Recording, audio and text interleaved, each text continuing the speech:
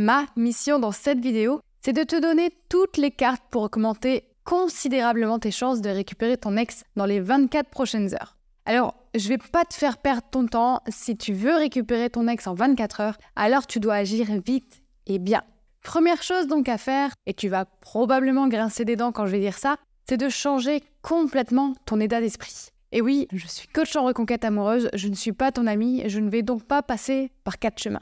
Alors, je pourrais te dire que tu dois penser positif, te dire que tu es beau, que tu es belle devant le miroir et que tout va s'arranger. Mais faux.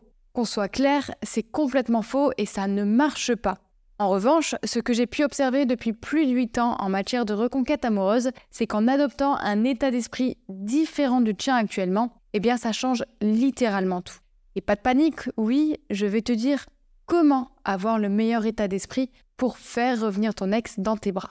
En fait, j'ai repéré un truc étrange durant ces 8 années en tant que coach en reconquête amoureuse. Oui, je sais, ça me fait toujours bizarre de dire que je suis coach en reconquête amoureuse. Et ce truc étrange, c'est que peu importe le motif de la rupture, et c'est ça qui est le plus choquant, à partir du moment où la personne abandonne mentalement sa reconquête, elle agit différemment. Et quand je dis que cette personne agit différemment, c'est qu'en fait, elle est plus relaxe, elle n'a plus de pression, car elle s'est mis dans la tête que c'était terminé. Et surtout, cette personne ne se jette plus corps et âme dans cette bataille pour récupérer son ex. Alors, petite pause, je sais que tu dois te dire « Lucie, t'es en train de me dire que si je m'en fous de mon ex, alors il ou elle va revenir d'un coup ». Eh bien non, pas vraiment. Mais disons que c'est le point de départ pour réussir sa reconquête amoureuse.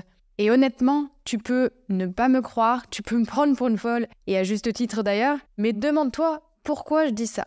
C'est vrai, le premier réflexe que tu peux avoir là, c'est de te dire « Mais si je m'en fous de mon ex, eh bien ce qui va se passer, c'est que mon ex va s'en aller pour de bon et m'oublier définitivement. » Mais c'est encore une fois tout faux.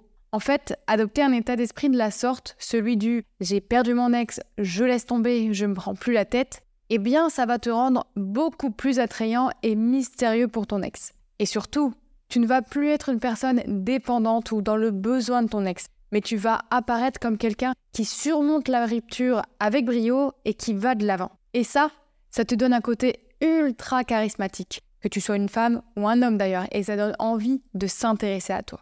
Et je prends un exemple et puis on avance. Je te rappelle que tu es en mission pour ces 24 prochaines heures et que rien ne sera facile. Quand tu as rencontré ton ex ou que ton ex t'a rencontré, j'imagine que tu n'étais pas affalé dans ton canapé à scroller sur TikTok. Non, j'imagine que tu t'es fait beau ou belle et que tu étais à chaque fois enthousiaste à l'idée de voir ton ex. Tu étais dans une phase beaucoup plus attrayante pour ton ex. Et là, bingo, tu as compris ce que j'attends de toi pour récupérer ton ex dès ce soir. Retiens donc bien cette chose. Tu as déjà perdu ton ex. Plus rien ne peut t'arriver de pire maintenant.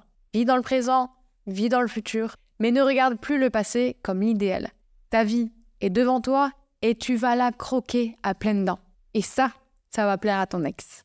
Bon. Maintenant que je t'ai parlé du premier point pour récupérer ton ex, je vais parler du second point, tout aussi important. Mais avant ça, trêve de banalité, si tu veux absolument mettre toutes les chances de ton côté pour récupérer ton ex, tu te dois de faire le quiz que j'ai mis en ligne. C'est un quiz rapide de quelques questions pour savoir si oui ou non tes chances de reconquête existent. Bon, je plaisante, si tu ne veux pas le faire, il n'y a pas de souci, c'est juste un conseil que je te donne. Et si tu es prêt à faire le pas, le lien est en description ci-dessous. Tu peux aussi écrire quiz en commentaire et je te l'envoie personnellement. Maintenant, revenons-en au deuxième point. Comment tu te sens depuis la rupture ? Je sais qu'en grande majorité, vous allez me dire que votre ego et votre confiance en vous en ont pris un coup. Je me trompe ? Et c'est tout à fait normal. Cette rupture, tu la vis comme un échec. Et c'est ça qui a brisé ta confiance en toi. Et c'est justement sur ce deuxième point que tu dois travailler pour pouvoir récupérer ton ex. Alors oui, je sais que ce n'est pas si simple, mais grâce aux quelques conseils qui vont suivre, tu seras en bonne voie pour être cette personne confiante qui fera chavirer le cœur de son ex. Tu vas dans un premier temps refaire ta garde-robe pour n'avoir que des choses à te mettre qui te plaisent et qui te vont bien. Que tu sois un homme ou une femme, se mettre en valeur permet de se voir autrement et de changer ta vision de toi-même. Un autre exercice que tu peux rapidement mettre en place sera de demander à tes amis proches de te complimenter sur tes qualités. Alors oui, cela peut sembler narcissique, mais si tu veux récupérer ton ex, il te faudra parfois sortir de ta zone de confort. C'est pour ton bien.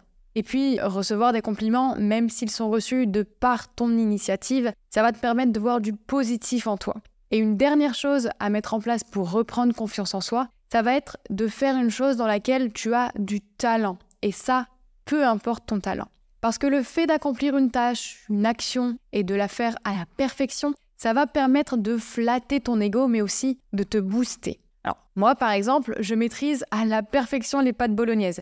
J'ai une recette maison que tous mes proches raffolent. Eh bien, toi, je suis persuadée que tu as au moins un talent de ce genre, voire même plus encore. En faisant ça, moralement, tu ne seras plus cette ex qui reste affalée sur le canapé à attendre un message de son ex. Tu seras cette personne sûre d'elle qui peut obtenir tout ce qu'il ou elle désire. Cette personne rayonnante, celle pour laquelle les têtes se tournent.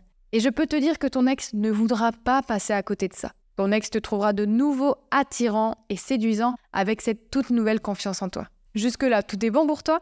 Allez, je te fais un petit rappel de ce qu'il te faut pour récupérer ton ex en 24 heures. Premièrement, il te faut adopter l'état d'esprit « j'ai déjà perdu mon ex ». Dans un second temps, il te faut reprendre confiance en toi. Et maintenant, il ne te reste plus qu'une seule et dernière chose pour augmenter tes chances de reconquête dans les 24 prochaines heures. Et cette chose, c'est la plus importante. C'est le fait de créer l'aversion à la perte. Alors, la définition de l'aversion à la perte est simple. C'est un biais psychologique qui explique que nous, les humains, sommes plus impactés par une perte qu'un gain. Alors, je te donne un exemple et ensuite on avance. Si je te dis que tu peux gagner 1 000 € en participant à un jeu, un peu comme l'euro million, tu vas être motivé pour le faire, mais pas tant que ça. D'ailleurs, tu vas peut-être participer de temps en temps, mais pas tout le temps. En revanche, si je t'appelle demain et que je te dis que si tu n'interviens pas tout de suite, tu risques de perdre 1 000 € sur ton compte bancaire, eh bien, il y a de fortes chances que tu fasses tout ce que tu peux pour ne pas les perdre. Est-ce que mon explication est bonne pour toi? Si oui, parfait. Maintenant, je veux que tu sois cette valeur que ton ex risque de perdre à jamais. Le gros problème que je rencontre avec mes coachés, c'est qu'ils sont accros à leur ex. Alors, à juste titre, car ils sont amoureux. Mais cependant, ils font à 97% tous la même erreur, de garder trop contact avec leur ex. Ils tentent chaque jour d'envoyer le message pour dire qu'ils l'aiment encore et qu'ils se voient ensemble dans 10 ans. Enfin, je grossis le trait, mais tu m'as comprise. Et pourquoi ça ne marche pas? Parce qu'en fait, quand tu fais ça, tu baisses considérablement ta valeur perçue. Tu sembles accessible, tu es disponible et ça va à l'inverse de l'aversion à la perte. Reprenons l'exemple de la séduction.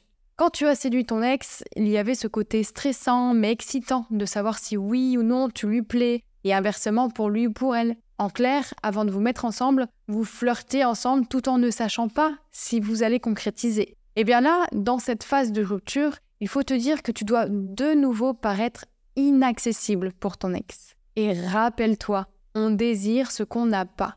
Ton ex ne peut pas avoir de désir si tu es toujours là, collé à ses bottes. Désolé, mais je t'ai dit que j'allais aller droit au but. Donc retiens bien une chose. Ne sois plus trop présent avec ton ex. Ne réponds plus instantanément quand ton ex répond à tes messages. Ne te dévoile plus dans tes messages. Ton ex sait que tu l'aimes, donc pas besoin de les répéter des dizaines de fois. Alors, encore une fois, je grossis le trait, car je veux que tu comprennes que pour augmenter tes chances, il faut que ton ex pense qu'il ou elle va te perdre pour toujours. Bon, je ne vais pas aller plus loin dans les explications, mais si tu vas aller plus loin, alors tu peux démarrer le quiz et recevoir des tas de conseils privés chaque jour, et tu peux même réserver un appel avec mon assistant pour voir si on peut faire quelque chose pour toi. Tout ça, c'est en description. Moi, je te dis à la prochaine, porte-toi bien, bisous!